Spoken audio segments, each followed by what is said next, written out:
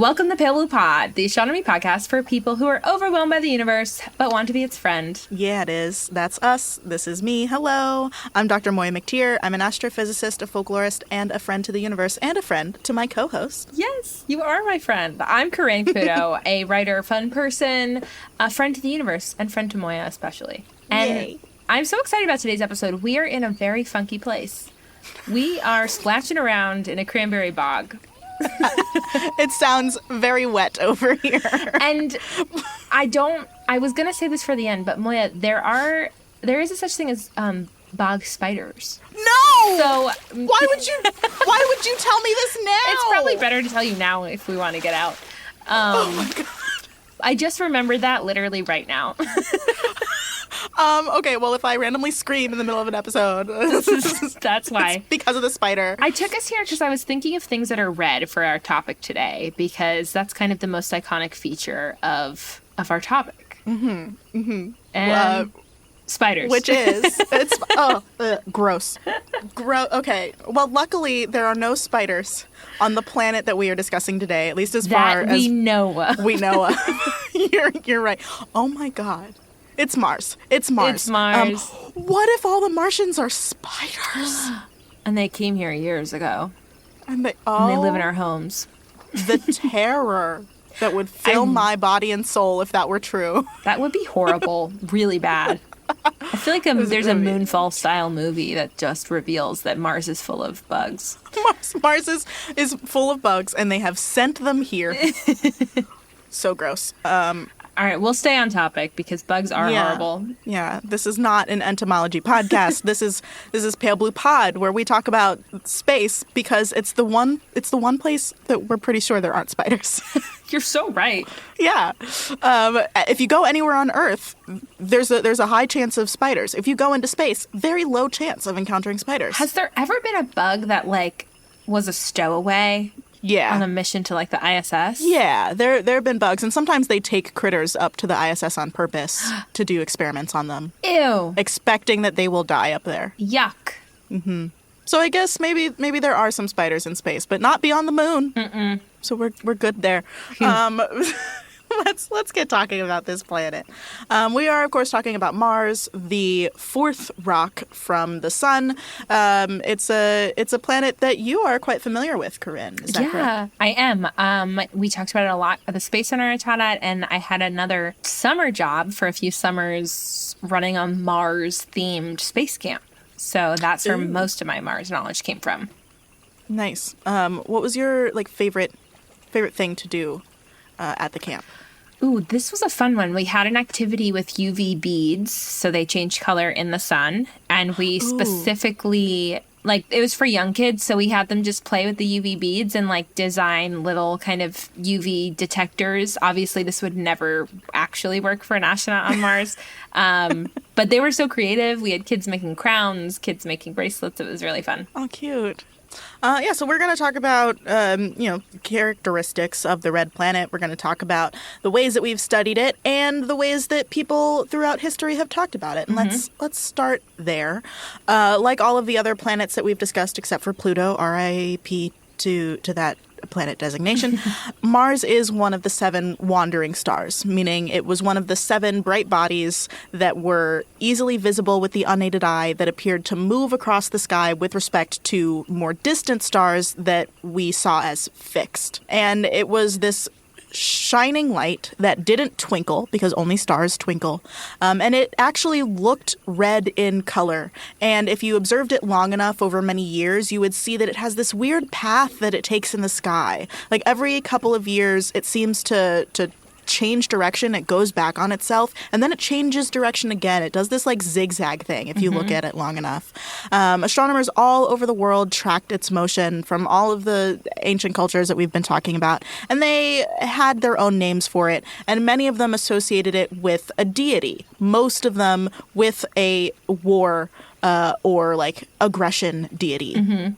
So the ancient Babylonians associated it with their god Nergal, who was the god of war, death, disease, and destruction, but in a kind of heroic way, unlike the Greek Ares, who was often portrayed as kind of cowardly, even though he was the god of war. The Egyptians associated it with Horus, who was the god of war and the sky. In Hindu folklore, it was associated with Mangala, who is a god of aggression and war. You're sensing a theme. The Greeks with Ares, the Romans with Mars, and in China, it was not named after the god of war, but was instead associated with fire. They had a lot of their constellations and astrology stuff were elemental in nature, so they associated Mars with fire. But then when they more recently, obviously, sent an actual rover to Mars, their first rover was named Zhurong, who is the god of fire and war in Chinese mythology. So the trend really held strong across much of ancient Earth. I love when we can all get on the same page about something. Yeah, and it's, it's unclear if that happened because everyone saw that it looked red, and there's this universal archetypal association between red and anger and war. Maybe that's the case. Maybe it's a little bit of that and a lot of one culture doing it and then it's spreading to other cultures because we know that happened, but just a little bit of both. And I kind of love that we're never going to know exactly, why that is. But we have been studying Mars forever with our naked eyes. And then when telescopes were invented in the 1600s, we started looking at Mars through telescopes. There are so many cool, kind of controversial studies that have been associated with Mars. Like Percival Lowell was absolutely convinced that Mars had aliens on it. So Mars, in some ways, is responsible for kickstarting the exoplanet study movement. There have been a lot of people who thought Mars must have life on it. It has inspired a lot of science fiction. Martians are probably the most common aliens in our media. Definitely. And we know a lot about this planet. It is, after Earth, the most studied planet, full stop. So here's some stuff we know about it. We know that it orbits 1.5 astronomical units from the sun, so it's 1.5 times as far from the sun as Earth is. And that means that it takes Mars almost 2 years to orbit. So 1 Mars year is about 2 Earth years. It is the second most eccentric planet in our solar system. Its orbit has an eccentricity of 0.09, which is more than twice Earth's eccentricity. And it's just after Mercury, I think, is the most eccentric planet. But that means that if you look at the difference between its closest approach, or perihelion, compared to its farthest approach to the sun, or aphelion, the difference between those 2 points is about 43 million kilometers. Ooh. So 25 million miles or something is the difference. It rotates every 24.6 hours. So a Mars day is very similar to an Earth day, just a little bit longer. And it has a tilt of 25 degrees. Again, very similar to Earth. So Mars does have seasons. It has 4 distinct seasons, but they aren't equal lengths. It's not split up into 4 equal chunks because of Mars's elliptical orbit. Sometimes it's noticeably closer to the sun and therefore warmer. So it's fall or autumn in the northern hemisphere on Mars is the longest season, and then it varies from there. That sounds perfect. Honestly, yeah. Yeah, I agree. Give me more of that.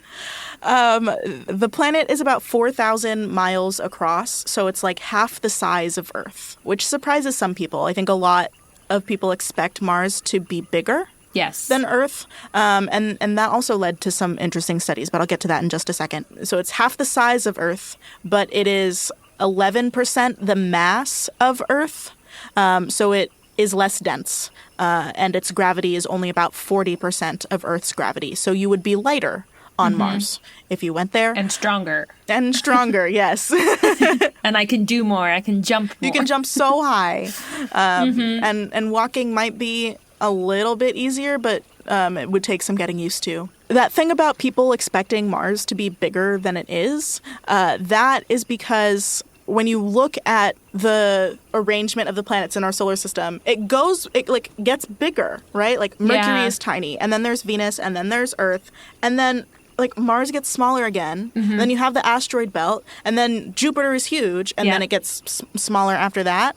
And so we would expect to see this like growth and then shrinking, but Mars really messes up that pattern. Yeah. And so I remember hearing conversations when I was in grad school about simple planet formation models that have a bigger Mars. And some of the explanations that I heard for that were maybe gravitational influence from Jupiter stole some material away from what could have become Mars. And like that's where we got the asteroid belt. And so maybe Mars was supposed to be bigger. But it could just be that the initial conditions that they're setting in those models are faulty.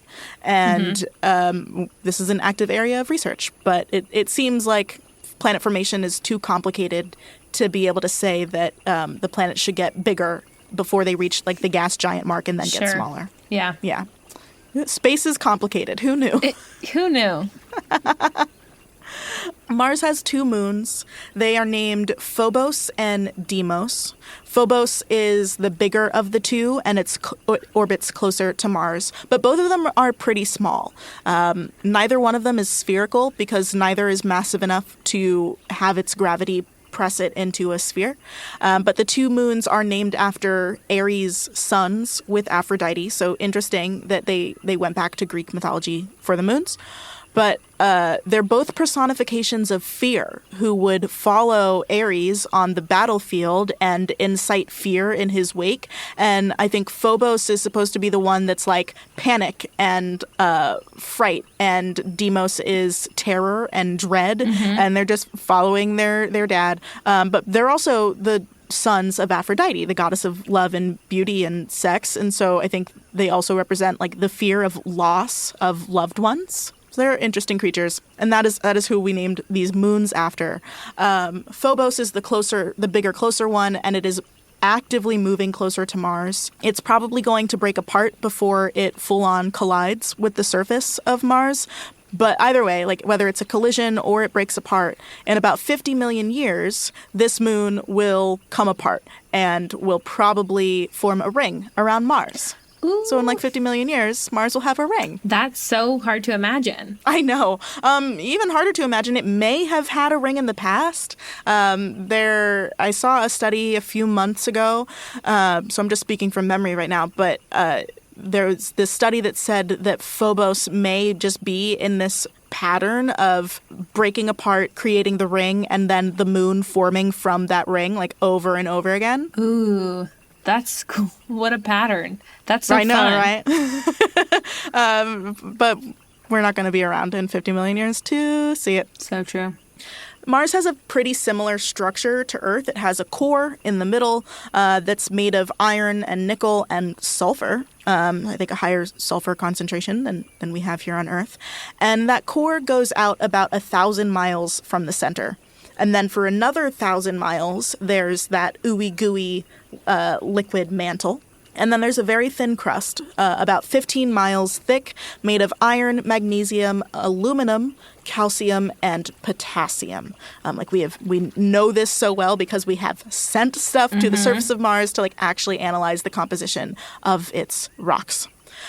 We know that it used to be tectonically active. Olympus Mons is a volcano. It's a shield volcano on Mars, and it's the biggest volcano or mountain in the entire solar system, including all the moons of all the planets.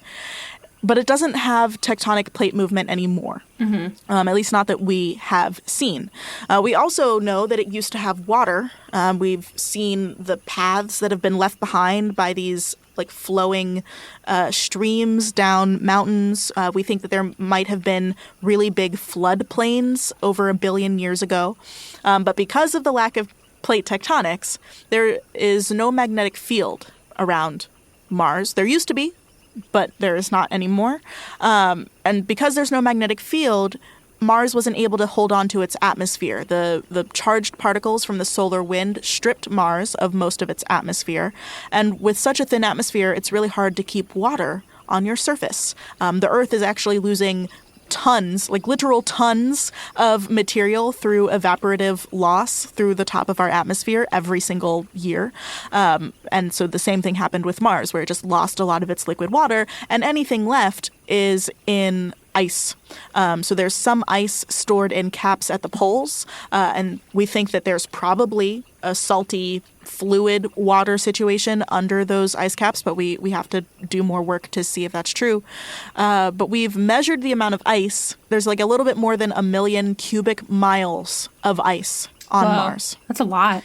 That is a lot. But compare it to just the liquid water on Earth. Oh, I'm sure it's nothing. Not including glaciers. Yeah, there's 300 million cubic miles of water on Earth. Wow. So We're way wetter. Is really dry. We're so much wetter. We're so much wetter than Mars. The surface of Mars isn't just red like it looks in our telescopes or with our eyes. It actually has a lot of colors on the surface, but it looks red because all of that dirt and stuff got oxidized. So it rusted, and there's a lot of iron on Mars. And when iron rusts, it looks red. And the dirt that got oxidized turned into dust that is red and is floating around in the atmosphere, creating this haze. So that's why it looks red from our perspective. And then the temperature ranges from about 70 degrees Fahrenheit, which is 20 degrees Celsius for our folks on the metric system. That's the hottest. It then gets as cold as negative 225 degrees Fahrenheit or negative 153 degrees Celsius. And there are dust storms. Some of them are even big global ones. Those happen every few years. But they are not extreme like they were at the beginning of The Martian. This is one of the few places where The Martian's scientific accuracy breaks down. And I've heard that that's because the author was just like, I need this one thing to make the story work. And everything else can be scientifically accurate. But because of the thin atmosphere on Mars, the max wind speed is really limited. It gets up to 60 miles per hour at most. And like a typical hurricane force wind would be 120 miles per hour. So you're not going to have winds on Mars that can knock over a ship. Like you're just not. But I think in some ways it's nice to know that Mars is not as, like, the dust storms are not as big a deal. They are portrayed as way worse than anything we could experience here. Yeah, but they're just not. There are other problems on Mars, like the no atmosphere and the cosmic radiation exposure and the temperature, and so there are other issues to worry about. Yeah.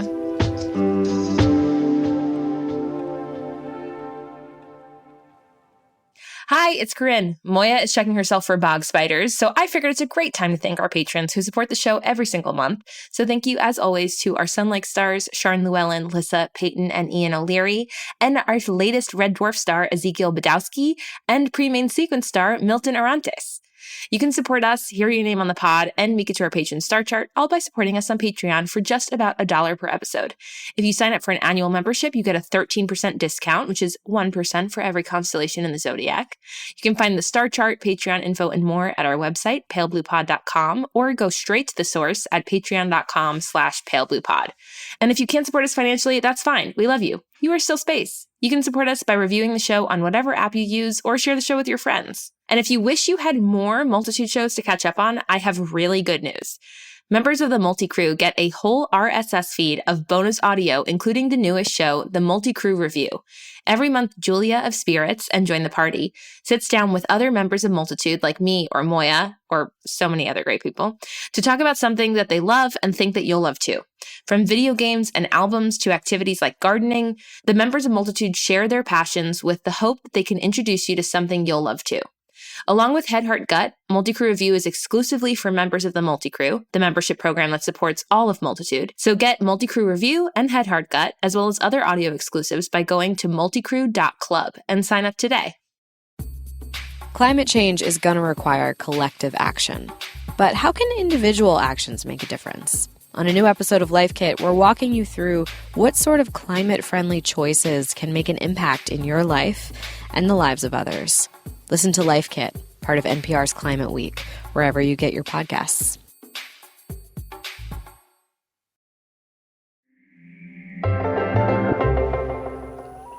But we've learned all this from studying it in a lot of different ways, through telescopes, through probes that we have sent to it.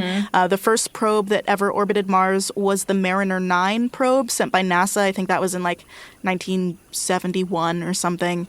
The U.S. and Soviets over the next 50 years sent a bunch of probes and orbiters. Some of them were unsuccessful. Some of them did not even reach Mars. But we currently have like 7 orbiters around Mars. From NASA, there's the Mars Odyssey orbiter, the Mars Reconnaissance orbiter. From the European Space Agency, there's the Mars Express and the Trace Gas orbiter. Then there is the United Arab Emirates Space Agency has the New Hope Mars mission, and China has the Tianwen-1 orbiter. And then there's MAVEN, which I think is also NASA. It stands for the Mars Atmosphere and Volatile Evolution, where both the E and the N are capitalized. They almost got there. So close. Couldn't be Maeve. Couldn't be. It should have just been Maeve. Yeah. But then those orbiters can take their own observations, or they can serve as bases for rovers that we actually send to the planet. So Corinne is here to tell us about these rovers that touched the surface. Yes. I have to say I cannot recommend mars.nasa.gov enough. It's just like a very fun interactive site for all the missions and where we're going in the future. And I mean, NASA has a lot of like education pieces for students, and this feels like a site that was ripe for just the curious.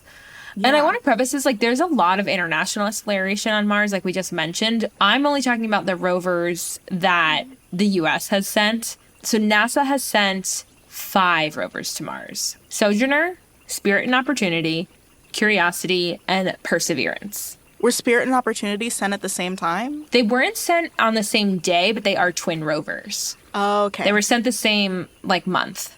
Aw, for some reason I thought there were more, but there have been list. other ones, and I don't know the numbers, but like there have been more missions that have failed than succeeded, like all the way to Mars. There was a cool graph we had at the Space Center that showed you like where they died and like how far which ones like made it all the way. But these are pretty exciting nonetheless. Like the first one is Sojourner. It's after Sojourner Truth. Yeah. So I would hate to say it wrong. Yeah. It's the first one we sent. It's about the size of a microwave. Very tiny. And it sent us back over 550 images of the Martian surface. It landed July 4th, 1997, and it explored for 3 months, which is pretty cool. And it's an experimental vehicle. Like the main mission was to test the Martian environment and like the things our NASA engineers were developing for research on Mars. It was kind of like, is this going to work? Let's try it. Yeah, you said 3 months. That's shorter than like any mission we would send now. Yes, they've gone on to last for years. So this was a test one, and it was named after a young student named this. And that's true for a lot of NASA missions, like students will name the rovers. So a student submitted an essay about Sojourner Truth, an African-American reformist who lived during the Civil War. So you've probably heard of her, listeners, but she's an abolitionist, champion of women's rights, and she made it her mission to, quote, travel up and down the land. And the name was selected for this rover because it means traveler. Oh, that's good. And travel up and down the land while advocating for rights for people to be free, not just like not just seeing the sights. Wanderlust. yeah.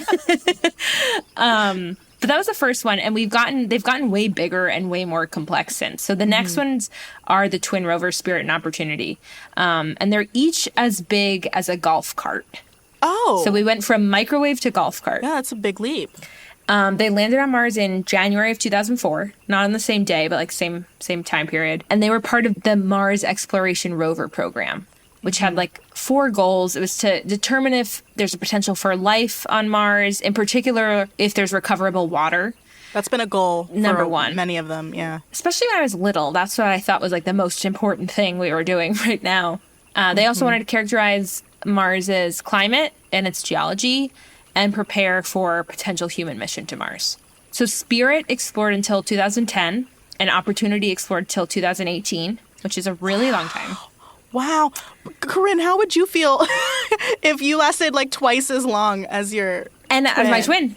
Oh my God, horrible. Bad.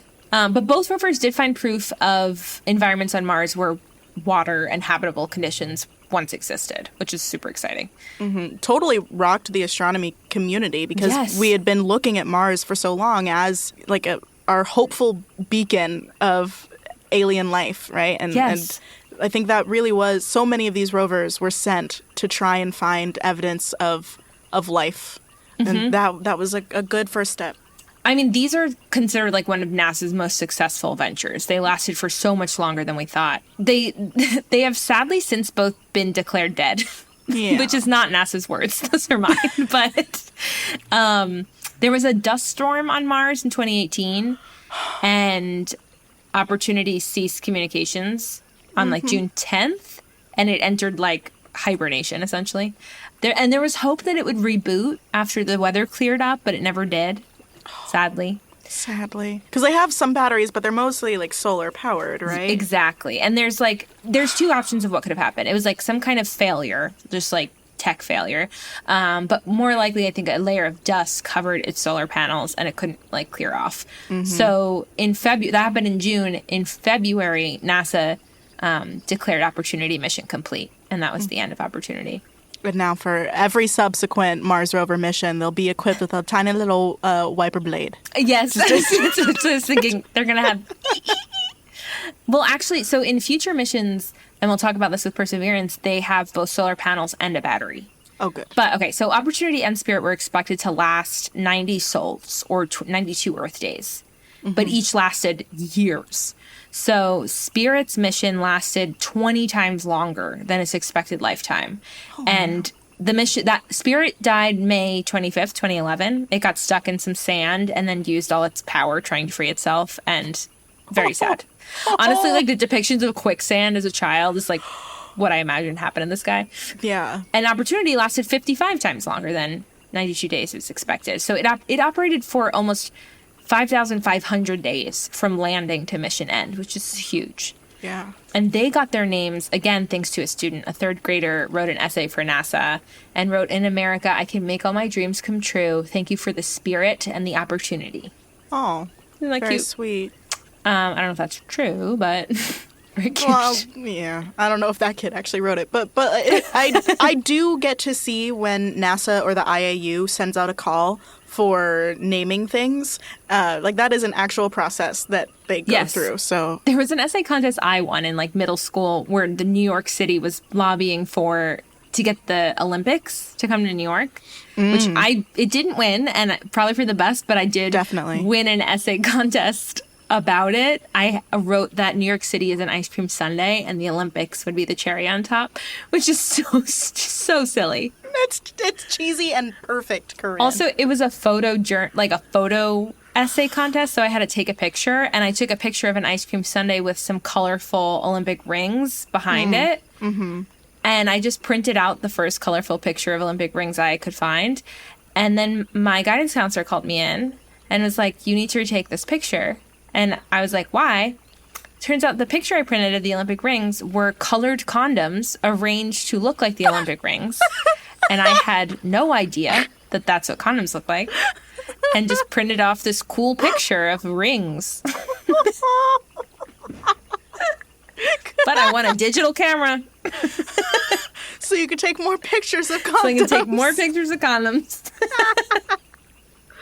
Oh, it has been 0 days since Corinne made me cry with laughter. That was my first claim to fame. Anyway. Okay, earlier I said Perseverance had the nuclear battery. I meant Curiosity. Oh, okay. Perseverance might have it too, but I was in that moment I was thinking of Curiosity. Okay, so we did Sojourner and then their Spirit and Opportunity. And now Curiosity, which touched down in 2012. And this time we're as big as a car. So we've gone from microwave to golf cart to car. But what kind of car? Such a good question. A car that is larger than a golf cart. Okay. Just like a standard sedan. I'm going to say, a standard sedan, exactly. Okay. I think it's also quite tall. There is a picture online, I'll try to find and post, of some scientists standing next to these rovers on like a fake Martian landscape that they were practicing driving them on, and they do get quite big, and you can really tell how small Sojourner is. A microwave on wheels. Yeah. Okay, so this time it's as big as a car. It's not as fast as one. and it's still exploring Mars today. And it has taught scientists so much. So this time it's building on the program of Spirit and Opportunity. And the purpose was really to answer the question, like, did Mars ever have the right environmental conditions to support microbes? Like, specifically the very small life forms. And early in its mission, the scientific tools on Curiosity found some chemical and mineral evidence of past habitable environments, which was really exciting. And because it's so big, it can carry more instruments than we've brought before. So it has like 10 instruments and 17 cameras and a laser to vaporize like small spots of rocks at a distance. Nice.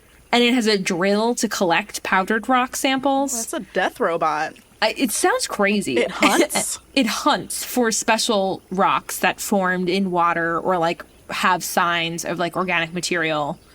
Which sounds crazy. It sounds like those Amazon like delivery robots that bring you like Thai food, but with a gun. Yeah, but like with a laser gun and a drill. Like that's If you just read that description to me out on the street without the context of Mars rovers, I'd be terrified. You'd be like, I don't want to go anywhere near that. So in December of 2012, it was only a 2-year mission for Curiosity. It was extended indefinitely. And it's been on Mars for 11 years. Yeah, NASA really builds stuff that either breaks right away or lasts way longer than they mean it to. I love it. I have to imagine it's kind of hard.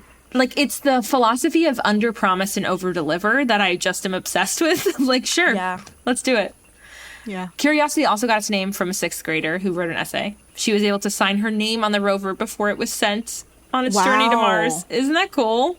That's really cool. I hope she cherishes that picture. Yeah, that's forever. I wonder if there is a picture. I'm gonna look it up because I would love to see how big it is next to her. Ooh, yeah. And then finally there's Perseverance, which launched July 30th, 2020, day after my birthday. I didn't realize that was so recent. I know. So much has happened. Yes. So much happened in 2020. I was not paying attention. When I was running one of these space camps, the Mars one specifically was a virtual camp summer 2020 for COVID. So it was quite hard to be running a 3-hour thing on Zoom. Also, there was a magic camp. That was the second week. And listeners, I don't know magic. So imagine me teaching magic to children via Zoom over Zoom for 3 hours a day for 5 days. So that was one of the craziest experiences of my life. I learned a lot of close-up magic that looks good on camera. So... Anyway, Perseverance, also seeking signs of ancient life, collecting rock soil. But what's really exciting about Perseverance is there is a future mission called Mars Sample Return, and the goal is that Perseverance collects specific samples that will one day be brought back to Earth for more studying. So we've never done that. And so far it's sent back like nearly 500,000 images, and it's collected 19 rock core samples. I think the goal is like 38 rock samples or something. But it has a very similar build to Curiosity, but slightly upgraded. It has 19 cameras and 2 microphones. I don't know why. Gotta listen. You gotta listen. Gotta record the pod up there. The soundscape's very important. It's probably really cool. And then attached to like the belly of Perseverance is a helicopter called Ingenuity. Yes! Mm-hmm. Oh, yeah, I remember that. So it's this small, like, autonomous aircraft. And Ingenuity was really just a demonstration of our technology and design. It's not supporting the, like, Perseverance mission. It's kind of just, like, an add-on, especially as we, like, figure out how to, like, fly things in the Martian atmosphere and around there. Which is difficult because it's so thin. Right. So it's harder. We're just trying to prove that we can fly in an atmosphere like that. And we talked about, like, Mars has, like, less gravity and its atmosphere is less thick, so it's way harder to generate lift, which is, like, one of the key forces for flight. And it's also demonstrating miniature flying tech because it is a tiny little helicopter. It's not... I'm imagining, like, a drone, like a small drone that, like, your dad might get or something. I'm also picturing a drone. Yeah. But every once in a while on my X feed, gross, people are posting very proud videos of Ingenuity. And, like, it's really I guess cool. with all of the rovers, but especially with Ingenuity, people personify them so much. And, yes. like, the mood that people have... Like, people are so proud of ingenuity. Yeah. Not like proud that as a species we've come up with this technology, but like a parent is proud of their little kid Yes. scoring their first goal in soccer. Like they love this helicopter. You know, I'm sure there's plenty of reasons why. So much hard work and just like miracles had to happen for it to get to Mars. But also, it's so nice that this thing doesn't have a goal. It's like, okay, we got there and we're flying around. And like, that's enough. And we can just celebrate that. Like, it's doing all it ever needed to do. You're right. And I love that. So that's what we have on Mars right now. The next big mission plan is this Mars sample return campaign. So it has some planned launches in 2027 for the orbiter and 2028 for the lander. And it's going to work in an interesting way. So it would involve multiple spacecrafts picking up the samples from Perseverance, launching a rocket to carry them into Mars orbit, and then a rendezvous with a homeward bound spacecraft to carry the cargo back to Earth. It's a lot of moving parts. It's a lot of moving parts. It sounds similar to when we had men on the moon and like they had to rendezvous back up to Michael Collins or whoever the astronaut was in the craft. Yeah, it's Michael Collins. And then come home. So that won't happen till 2028, but the samples wouldn't be expected to return to Earth until 2033. Yeah. So like this time, 10 years from now, you'll hear on Pale Blue Pod first. We'll be breaking the news. We'll be in that journalism room. Maybe like Reese Witherspoon, they'll send us to space. They'll send us to space just for a minute. And I do want to add the Mars sample return campaign is a joint venture with the European Space Agency. Oh, cool. Because this would be totally new ground for every kind of space agency on Earth. And it's an international, knowledge share. So we're all working together for it, which I love. Mm-hmm. Love to see it. Yeah. More of that, please. But what's really fun is that of all the rocks and photos of rocks that these rovers have sent home, NASA has been naming them.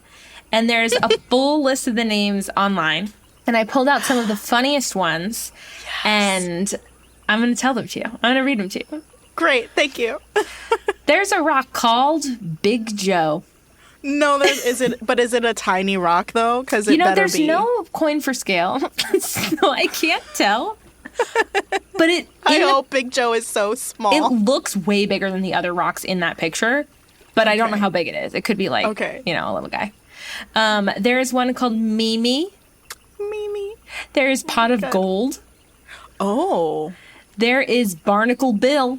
That's my favorite so far. And he does have holes in him. I assume it's a him because of Bill, but he does kind of look barnacled. There's Grandma, Stimpy, Baby Otter, wow, Nigel, Lunchbox, Nibbles. The range here is astounding. I know. I'm like, did kids also name these? Or are they just looking around the room and they're like, okay, that one's going to be lunchbox, chair, light bulb. Random object names out of a hat. There's one called Space Ghost and Pop Tart. Ooh. Oh, that's good. That's good. And there's one called Yogi. Indiana Jones. Okay. That makes sense. Yeah. And there's so many more. I won't read you millions of names, but these are so funny to me. That's hilarious. Corinne, tag yourself. Ooh, I think I'm Lunchbox. That's what I would want to be called, like on the playground. Yeah. My call sign at space camp, because we all went by nicknames, was Chips. Chips. So I would want to be Chips if there was a Chips. Oh, because it goes in the lunchbox. Yeah. But sometimes I'm Barnacle Bill. Mm-hmm. Yeah. I'm a Barnacle Bill rising. Mm-hmm. We're all multifaceted beings. Yeah. Barnacle Bill rising. I think I'm Space Ghost. Yes. Yeah. That's a good username. We should claim that somewhere. Mm-hmm. I also worked at a camp where we had camp names, and mine was Aphid. I love that. Yeah. And then before I worked at the camp, when my mom worked at the camp and I was just a staff brat, I was Snitch, named after the golden snitch because I'm gold colored and I ran around so fast as a kid. Have you ever seen like Quidditch played in person? Yes. Like collegiate Quidditch? Harvard had a Quidditch team and I had to pass the field where they practiced every day to get to my practice for rugby. The person who is the snitch is running so fast. But it is objectively hilarious to see adults running around with holding a broom. Like, I love it. The first time I saw it, I was really scared because I don't watch sports that much. I don't know how normal this is, but it felt so violent.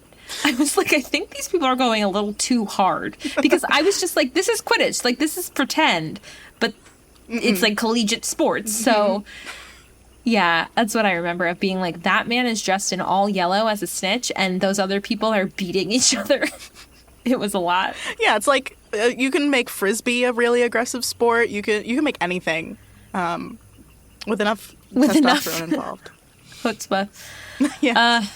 Okay, back when I was hosting astronaut training, and Moiya was my guest, we would send our contestants to Mars, and I have a few trivia questions that I pulled from the script of that show.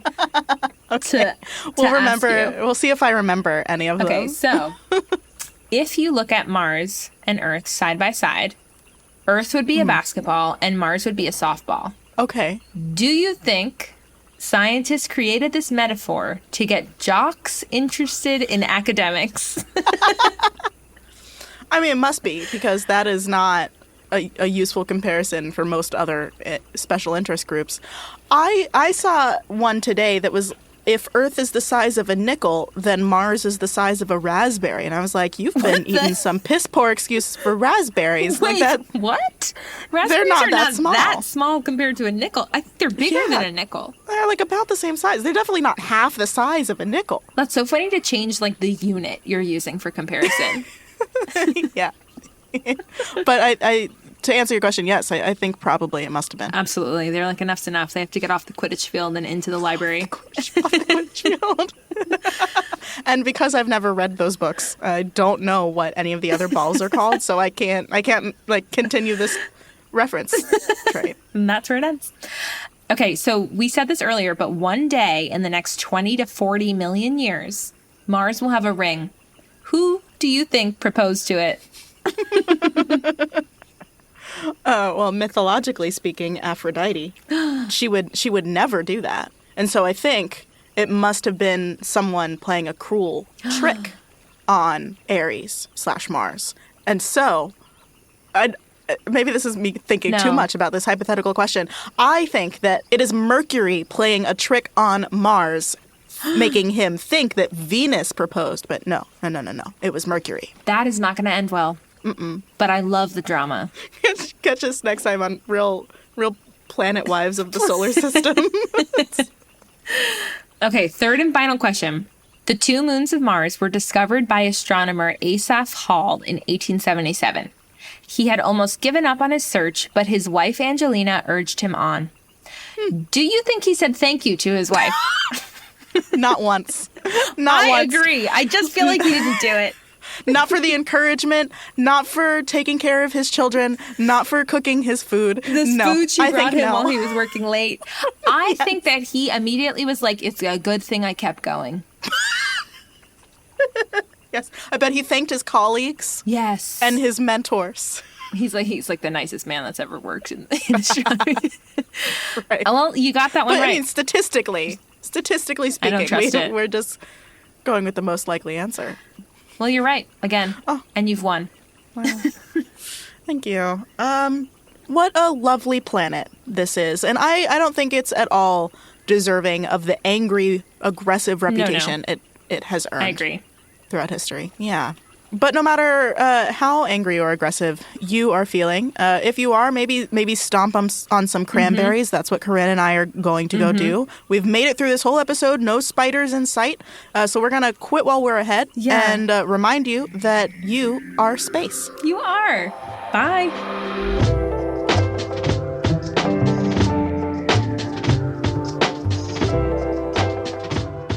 Pale Blue Pod was created by Moiya McTier and Corinne Caputo with help from the Multitude Productions team. Our theme music is by Evan Johnston and our cover art is by Shay McMullen. Our audio editing is handled by the incomparable Misha Stanton. Stay in touch with us and the universe by following @PaleBluePod on Twitter and Instagram, or check out our website, palebluepod.com.